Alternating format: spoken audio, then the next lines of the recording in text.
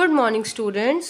आज हम लोग हिंदी फर्स्ट में चैप्टर नंबर 14 पढ़ेंगे, जिसका नेम है वृक्षारोपण पर्व। वृक्षारोपण मतलब क्या होता है?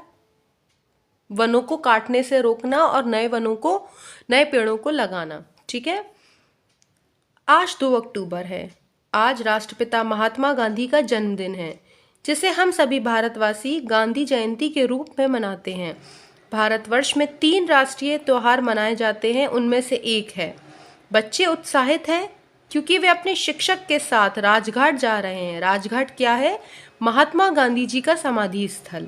राष्ट्रपिता महात्मा गांधी को श्रद्धांजलि अर्पित करने का उनका यह पहला अवसर है। राजघाट पर बहुत से नेतागण और जन समूह एकत्रित है।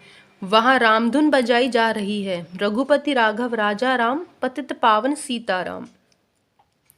कुछ लोग चरखे का सूत काट रहे हैं। हमारे विद्यालय के द्वारा भी वृक्षारोपण का कार्यक्रम संपन्न किया जा रहा है। हमारे प्रधानाध्यापक पहले से ही राजघाट पहुंच चुके हैं। उन्होंने सभी विद्यार्थियों के सामने एक पौधे को मिट्टी में रोपा मतलब लगाया, फिर पानी दिया। बच्चों के मन में तरह तरह के प्रश्न उठ रहे हैं। एक बच्चे ने पूछा, विवेक उसका नाम है, उसने पूछा, सर यह पौधा क्यों लगाया जा रहा है? प्रधानाध्यापक ने कहा, देश भर में वृक्षारोपण अभियान चलाया जा रहा है। यह वर्षा ऋतु से पहले आरंभ हो जाता है। जब बरसात होती है तब पेड़ पौधों को पानी मिलता है। वह सूखते और मुरझाते नहीं हैं। अमित ने पूछा, सर वृक्षारोपण की जरूरत क्यों है? प्रधानाध्यापक ने कहा, बच्चों, मनुष्य ने अपने स्वार्थ के लिए पेड़ों को काट काट कर जंगलों को कम कर दिया है। इससे प्रकृति का संतुलन बिगड़ रहा है। मीनाक्षी ने पूछा, सर फिर तो हमें पेड़ पौधों को बचाने के लिए उपाय भी सोचने चाहिए। प्रधानाध्यापक जी कहते हैं, तुमने ठीक कहा मीनाक्षी। यदि पौधों को बचाने के लिए उनके चारों ओर कांटों, तारों व ईंटों की बाड़ बना दी जाए और नियमित रूप से पानी दिया जाए तो उनकी रक्षा हो सकती है। विम्मी ने कहा, क्या हम वृक्षारोपण पर्व मना सकते हैं? प्रधानाध्यापक ने कहा, क्यों नहीं, अवश्य मना सकते हैं। विवेक और मीता एक साथ। वह कैसे? उन्होंने पूछा, विवेक और मीता ने कैसे मना सकते हैं? तो उनके अध्यापक ने क्या कहा,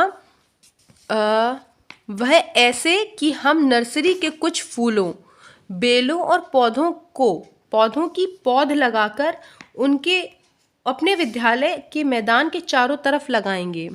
विश्वास ने कहा, सर सब कुछ चुपचाप सुन रहा था। विश्वास क्या कर रहा था? सब कुछ चुपचाप से सुन रहा था। वह अचानक पूछता है, सर क्या हम नर्सरी से अपने घर के लिए भी पौधे लगा सकते हैं? प्रधानाध्यापक ने कहा, क्यों नहीं, बिल्कुल लगा सकते हैं। विश्वास ने कहा, ठीक है, मैं उसमें पानी डालूंगा और उनकी भली प्रकार से देखभाल करूंगा। विशेष ने कहा, मुझे इस बात समझ नहीं आती कि सारे वृक्ष लगाने से क्या लाभ है। प्रधानाध्यापक ने कहा, विशेष तुमने अपनी विज्ञान की पुस्तक में पढ़ा होगा कि वृक्ष हमें सांस लेने के लिए ऑक्सीजन मिलती है। ये वातावरण का संतुलन बनाए रखते हैं। पेड़ की जड़ों अपने चारों ओर की मिट्टी को जकड़े रखती है, जिससे वर्षा आने पर आंधी तूफान से धरती कटती नहीं है। विवेक ने पूछा, और फिर पेड़ की ठंडी ठंडी छाया से शांति और ठंडक भी तो मिलती है। यह कई जीव जंतुओं का आश्रय स्थल भी है। अमित ने क्या कहा, तो सर फिर लोग पेड़ क्यों काटते हैं? प्रधानाध्यापक जी कहते हैं, आज का मानव स्वार्थी हो चला है। हमारे पूर्वज हमारे लिए वृक्षों की धरोहर छोड़ गए हैं, जिसे हम धीरे धीरे नष्ट कर रहे हैं। मीनाक्षी ने कहा, सर यदि हम पेड़ नहीं काटेंगे तो मकान, फर्नीचर आदि कैसे बनाएंगे? विश्वास ने कहा, कुछ लोग लकड़ी को ईंधन के रूप में भी प्रयोग में लाते हैं। प्रधानाध्यापक जी कहते हैं, चलो हम मान लेते हैं कि मनुष्य के पेड़ काटने की जरूरत है, पर उनका कुछ कर्तव्य भी तो बनता है। बच्चों ने कहा, सर क्या है सर वह?